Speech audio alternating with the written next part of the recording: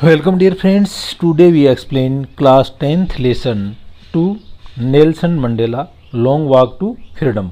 यानी इस लेसन के अंदर नेल्सन मंडेला जो कि साउथ अफ्रीका के पहले अश्वेत राष्ट्रपति बने थे, तो वो इस चीज़ का वर्णन करते हैं कि किस तरह से जो श्वेत लोगों का या ब्रिटिश लोगों का साउथ अफ्रीका के ऊपर शासन था, जो कि एक दमन पर आधारित शासन था, उसका अंत हुआ और अंततः डेमोक्रेटिक जो गवर्नमेंट है या लोकतांत्रिक सरकार है वो बनी।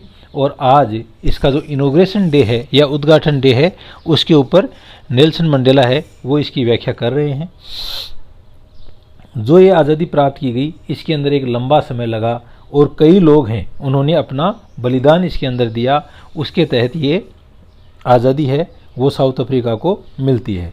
तो आगे अपन एक्सप्लेन करते हैं। द पॉलिसी और अपार्थाइड। अपार्थाइड की कौन सी पॉलिसी है? रंग भेद की नीति। किसने स्थापित की थी? ब्रिटिश लोगों ने स्थापित की थी।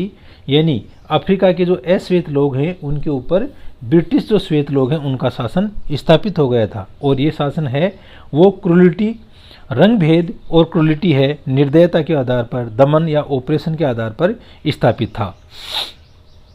तो द पॉलिसी ऑफ अपार्थाइड यानी रंग भेद की जो नीति है, created a deep and lasting wound, इसने क्रिएटेड यानी रचना की, एक गहरा और लास्टिंग यानी लंबा चलने वाला जो लंबा घाव है वो बनाया, in my country and my people, मेरे देश के अंदर और मेरे लोगों के अंदर। रंग भेद की नीति है, इसने दक्षिणी अफ्रीका के लोग और यहाँ के दक्षिण अफ्रीका का देश और ये लोग हैं, इनके बीच में एक गहरा घाव है वो पैदा कर दिया।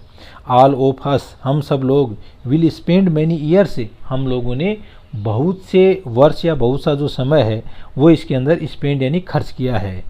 इफ़ नोट जनरेशंस, यहाँ तक कि कई पीढ़ियाँ हैं, recovering from that profound hurt, तो कई पीढ़ियाँ हैं रिकवरिंग यानी पुनः प्राप्त करना, ठीक होना। तो इस प्रोफाउंड हर्ट, प्रोफाउंड यानी गहरा घाव, इस गहरे घाव है, इससे रिकवर होने के अंदर कई पीढ़ियाँ हैं वो लगेंगी। But the decades of operation से, लेकिन डिकेड्स यानी 10 सालों का समूह है, यानी कई दशक हैं इस दमन के, ऑपरेशन इन दमन, एंड ब्रूटिलिटी, ब्रूटिलिटी यानी ब्रूटिलिटी अपन कहते हैं एज ए बर्बरता, हैड अनोदर, ये दूसरा, अनइंटेंडेड इफेक्ट, ये एक इसके बिना इरादे का प्रभाव था। एंड और that is produced the Oliver Tambos, और इसी ये जो ब्रूटिलिटी और निर्दयता थी और दमन था, इसी का दूसरा जो बिना इरादे का प्रभाव है उसके रूप में क्या हुआ कि यहाँ पर उत्पन्न हुए ऐसे लोग, कैसे लोग? ओलिवर थेम्बोज, ये साउथ अफ्रीकन पैट्रियोट्स हैं या देशभक्त हैं। The Walter Sisulus, the Chief Luthulis, the Yusuf Dadoos, the Bram Fischers, तो ऐसे लोग हैं वो जो दक्षिण अफ्रीका के देशभक्त लोग हैं वो पैदा हुए। द रॉबर्ट सुबोक्यूइज ऑफ और टाइम, हमारे समय के ऐसे देशभक्त लोग हैं वो पैदा हुए इस दमन और अत्याचार के खिलाफ। मैन ऑफ सच एक्स्ट्राऑर्डिनरी, ये एक ऐसे व्यक्ति थे जो असाधारण। तो इसके अंदर अपन इनके कुछ फ़ोटो देख लेते हैं। तो ये ओलिवर थेम्बो है, ये वाल्टेर सिसलू है, ये चीफ ल्यूथली है, और यहाँ पर यूसुफ डेंडो है, और ये ब्राम फिशर है, और ये रेबोर्ट सुबुकी है। तो ऐसे लोग हैं वो दक्षिणी अफ्रीका की धरती के ऊपर पैदा हुए। तो ये देशभक्त कैसे व्यक्ति थे? Man of such extraordinary courage, इन लोगों के अंदर असाधारण साहस था, विजडम बुद्धिमानी थी, एंड जनरोसिटी उदारता थी। That their like many never be known again, और that their like may never be known again, और हो सकता है कि ऐसे लोगों से हम फिर कभी इनको नहीं जाने, यानी ऐसे लोग वापस फिर पैदा हो या नहीं हो। परहैप्स, शायद, it requires such depth of operation से, it requires such depth of operation से, क्योंकि इसके लिए आवश्यकता होती है एक गहरे दमन की, to create such heights of character, जिससे कि ये एक उच्च हाइट्स यानी उच्च श्रेणी के जो करेक्टर या चरित्र है उनका निर्माण होता है। यानी जितना ज़्यादा दमन होता है उस दमन में उतने अच्छे जो करेक्टर हैं वो पैदा होते हैं। My country is rich in minerals, मेरा देश, माई कंट्री यानी मेरा देश यानी दक्षिणी अफ्रीका है वो रिच इन मिनरल्स, मिनरल्स यानी खनिज, ये खनिजों के अंदर भरपूर है, एंड और James Ratna that lie beneath it's soil, beneath यानी नीचे, और ये जो मिनरल और जेम्स हैं ये इसकी मिट्टी के नीचे दबे हुए हैं यानी ज़मीन में दबे हुए हैं। बट लेकिन I have always known that it's greatest wealth, लेकिन मैं हमेशा से इस चीज़ को जानता हूँ कि दक्षिणी अफ्रीका की सबसे बड़ी जो वेल्थ है या ताकत है इज इट्स पीपुल, वो इसके लोग हैं। तो वेल्थ क्या है? वेल्थ इसके लोग हैं। फाइनर एंड ट्रूअर, ये ज़्यादा स्वच्छ हैं और ज़्यादा सत्यवादी हैं। देन द प्यूरेस्ट डायमंड, एक सबसे शुद्धतम जो डायमंड हीरा है उससे भी ज़्यादा अच्छे और सत्यनिष्ठ क्या चीज़ है?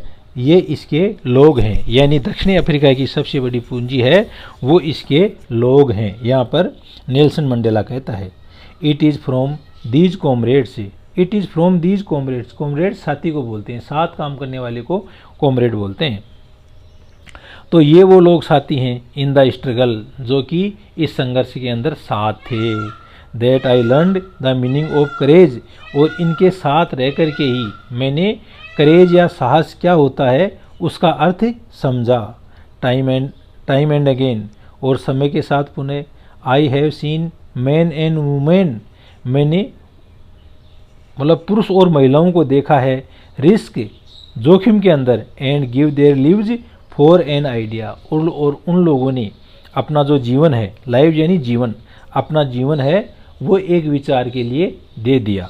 यानी ऐसे लोग हमारे साथ में संघर्ष के अंदर आए, जिन लोगों के अंदर साहस था, और उनमें कैसा साहस था ये मैं उनके साथ में काम करके सीखा, और इन लोगों ने एक आइडिया के लिए अपना जीवन कुर्बान कर दिया। I have seen man stand up to attacks and torture without breaking. I have seen man, मैं कई लोगों को देख चुका हूँ। स्टैंड अप टू अटैक से, जो खड़े हो जाते हैं अटैक से, एंड टॉर्चर विदाउट ब्रेकिंग, और वो बिना टूटे उनको टॉर्चर दिया गया, यातनाएं दी गई।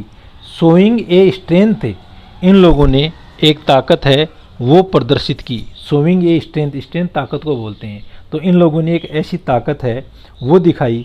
एंड रिजिलेंस, रिजिलेंस यानी एक ऐसी ability, the ability to deal with any kind of hardship and recover from its effects, यानी वापस लौट करके आना। रेजिलेंस यानी पुनः अपनी अवस्था प्राप्त कर लेना। दैट डिफाई द इमेजिनेशन से, दैट डिफाई जो चुनौती देती है कल्पनाओं को, इमेजिनेशन यानी कल्पनाएं। I learned that courage was not the absence of fear, और इस संघर्ष के दौरान मैंने सीखा, आई लर्नड यानी मैंने सीखा, दैट करेज, करेज यानी साहस, courage was not the absence of fear. भाई साहस का मतलब ये नहीं होता है कि आपके अंदर भय की अनुपस्थिति है, भय की अनुपस्थिति होना करेज नहीं होता, साहस नहीं होता है। बट लेकिन the triumph over it, triumph यानी विक्ट्री या जीत, लेकिन इसके ऊपर जो जीत है ना उसका मतलब करेज होता है। मतलब अकॉर्डिंग टू राइटर, मतलब करेज क्या होता है कि ये अब्सेंस ऑफ फियर नहीं है, बट कॉन्कर ऑफ इट या विक्ट्री ऑन इट, इसके ऊपर विजय प्राप्त करना, भय के ऊपर विजय प्राप्त करना ही साहस होता है। The brave man is not he who does not feel afraid. यहाँ पर आगे राइटर या नेल्सन मंडेला कहते हैं कि वो व्यक्ति बहादुर नहीं है जो भयभीत नहीं होता, जो व्यक्ति भयभीत नहीं होता वो व्यक्ति बहादुर नहीं है। बट ही, लेकिन वो व्यक्ति ब्रेव होता है, वो व्यक्ति बहादुर होता है। हु कॉन्क्यूअर्स दैट फियर, जो इस फियर या भय है उसके ऊपर जीत हासिल कर लेता है। तो देखो समानार्थी शब्द कौन से हैं? कॉन्कर्स यानी विजय प्राप्त करना, ट्रम्प यानी जीत प्राप्त करना। तो ये दोनों ही मतलब सेम मीनिंग वाले वर्ड हैं और इसका मतलब विक्ट्री या जीत होता है। No one is born hating another person. अब आगे राइटर कहते हैं कि कोई भी व्यक्ति ऐसे किसी भी व्यक्ति का जन्म नहीं होता है जो कि दूसरे व्यक्ति को घृणा करते हुए जन्मे, यानी कोई भी व्यक्ति जन्म से किसी दूसरे व्यक्ति को घृणा नहीं करता है। Because of the colour of his skin, यानी उसकी त्वचा का जो रंग है उसके आधार पर घृणा नहीं करता, और हिज बैकग्राउंड, और उसकी पृष्ठभूमि कैसी है इसके ऊपर भी वह दूसरे व्यक्ति को घृणा नहीं करता, और हिज रिलीजन, ना ही उसके धर्म के आधार पर घृणा करता।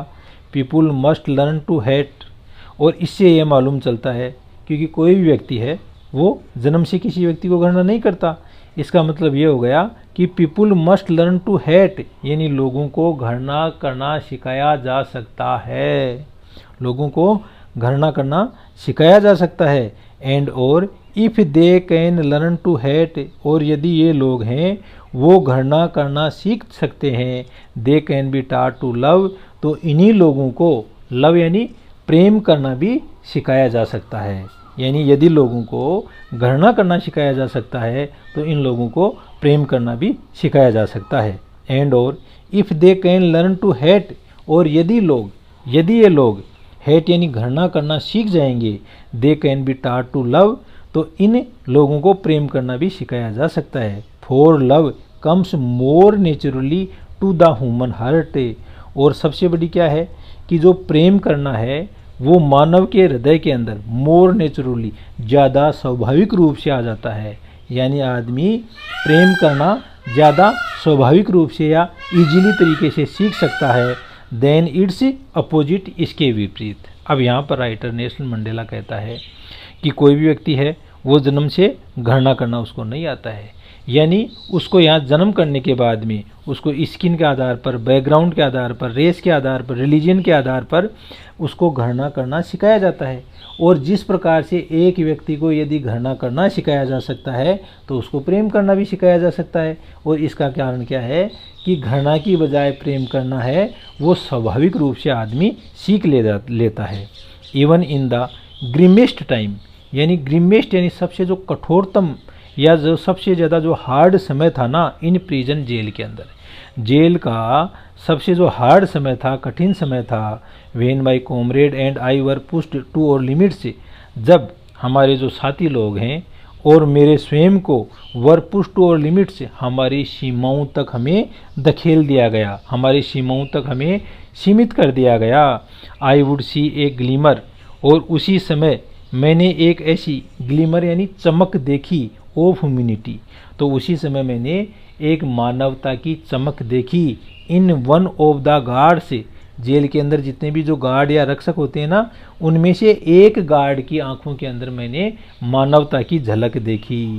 परहैप्स, शायद, जस्ट फॉर ए सेकेंड, और शायद मैंने ये मानवता की जो ग्लीम या जो झलक है वो एक सेकंड के लिए देखी होगी, but it was enough to reassure, लेकिन यह पर्याप्त थी, रीएश्योर यानी आश्वस्त करने के लिए, मी यानी मुझे, लेकिन यह मेरे को आश्वस्त करने के लिए काफ़ी थी। एंड कीप मी गोइंग, और मेरे को इसी काम को जारी रखने के लिए या आश्वस्त करने के लिए काफ़ी थी। Man's goodness is a flame, आदमी की गुडनेस या अच्छाई है वो एक फ्लेम यानी ज्वाला होती है, दैट कैन बी हिडन, इसको छुपाया जा सकता है। यानी आदमी के अंदर कैसा भी कठोरतम आदमी हो उसके अंदर मतलब एक अच्छाई की एक ज्वाला होती है, और इस अच्छाई की ज्वाला को कर्कश व्यक्ति भी क्या है कि छुपा तो सकता है बट नेवर एक्सटिंग्विश्ड, लेकिन इसको कभी भी बुझाया नहीं जा सकता।